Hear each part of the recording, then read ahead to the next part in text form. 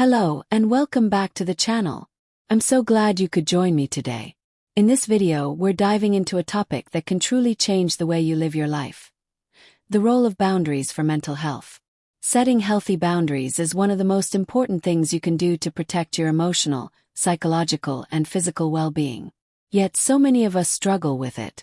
Whether you're a people pleaser, overwhelmed by demands, or simply uncertain about where to draw the line, this video is for you. We're going to explore what boundaries really are, why they are essential for your mental health, and how you can start setting them today. We'll also talk about how to handle resistance from others and, most importantly, how you'll feel the benefits in your day-to-day life.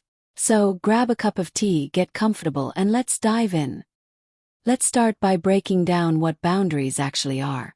Boundaries are the physical, emotional, and psychological limits we set to protect our well-being and maintain healthy relationships. They define what we're comfortable with and what we're not, both in our personal lives and in our interactions with others. Boundaries can be divided into several types. Physical boundaries refer to your need for personal space, whether that means how much physical touch or proximity is comfortable for you or how much privacy you need in your personal space. Think of it as a personal bubble that only you get to control. Then, there are emotional boundaries. These protect your feelings and help you maintain a sense of emotional autonomy.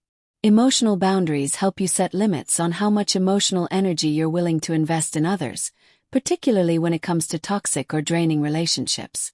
For example, if a friend constantly dumps their emotional baggage on you without asking how you're doing, that might be a signal that you need to establish an emotional boundary. There are also time boundaries, which are essential in our busy, fast-paced lives. Time boundaries help you protect your time from being overcommitted or wasted. This could look like saying no to extra projects at work, not answering emails outside of office hours, or scheduling time for yourself every day. Learning to manage your time effectively is crucial to maintaining your mental health. And let's not forget about digital boundaries, which have become increasingly important in our connected world. With the constant bombardment of emails, social media messages, and work communications, it's important to set limits on how and when you interact online. Digital boundaries could mean turning off notifications, limiting your social media use, or even setting times during the day when you won't check emails or messages. At the heart of it, boundaries are a way for us to reclaim control over our lives. They help us prioritize our needs and maintain a healthy sense of self. Now that we know what they are, let's dive deeper into why they're so essential for mental health. Boundaries are one of the most powerful tools we have to protect our mental health. Without clear boundaries, it's easy to feel overwhelmed, overworked, or emotionally drained. We might find ourselves doing things for others that we don't want to do, or giving more than we have to give.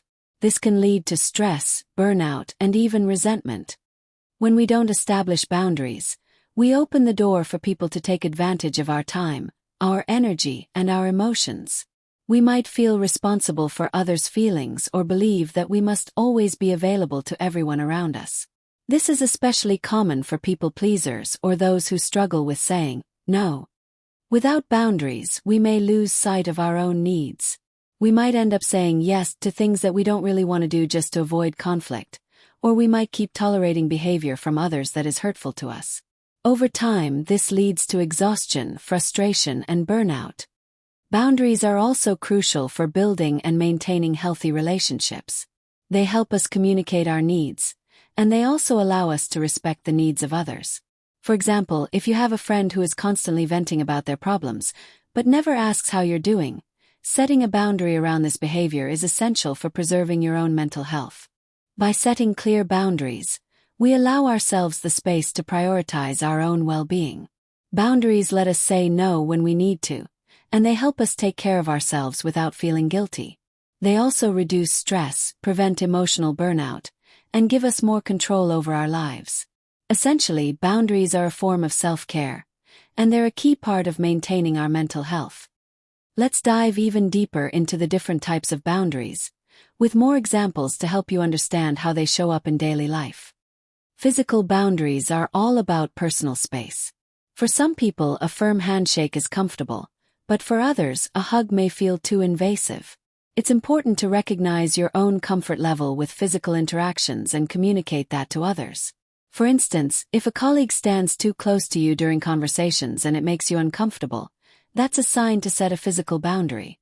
You might say, "Could you please give me a little more space when we talk?" Physical boundaries also apply to your home. You may want to set rules about who can enter your private space or how much noise is acceptable in your home. These boundaries protect your environment and give you the peace you need to recharge. Emotional boundaries are all about protecting your mental and emotional space. Let's say you're dealing with a friend who's constantly negative or overly demanding. Setting an emotional boundary might involve letting them know that their negativity affects you and that you need to take a step back from conversations that feel draining. Another example might be with family. If you find certain topics of conversation emotionally exhausting, like political debates or personal life decisions, it's okay to set a boundary and request that these topics are avoided during family gatherings. Time boundaries are essential for managing your energy. Without clear time boundaries, you could easily find yourself overwhelmed by commitments and tasks. For example, if your boss asks you to stay late at work again and again, it's important to set a time boundary. You could say, "I can't stay late tonight, but I'll be happy to finish this task tomorrow during business hours." Similarly, in your personal life, time boundaries might look like scheduling me time each week, where you focus solely on your hobbies or self-care.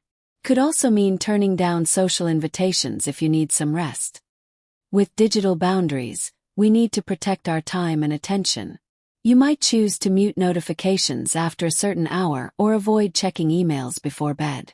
These boundaries allow you to detach from the constant stream of information and focus on what's truly important in your life. Digital boundaries can also extend to how you manage social media. If a certain platform is affecting your mental health, it's okay to take a break or unfollow accounts that are causing stress. Now that we understand the different types of boundaries, let's explore how you can begin to set them in your own life. Setting boundaries is an ongoing process, but it's incredibly important for maintaining your mental health. The first step is to identify your needs. This means taking a moment to reflect on what's draining your energy, what makes you feel stressed, and what kinds of interactions you find uncomfortable. For example, if you're feeling exhausted after family gatherings, it could be because you're taking on too much responsibility in the family dynamic, and that's where setting boundaries can help. Reflecting on your needs also means asking yourself how you want to feel in your relationships and daily activities. Do you want more time for yourself?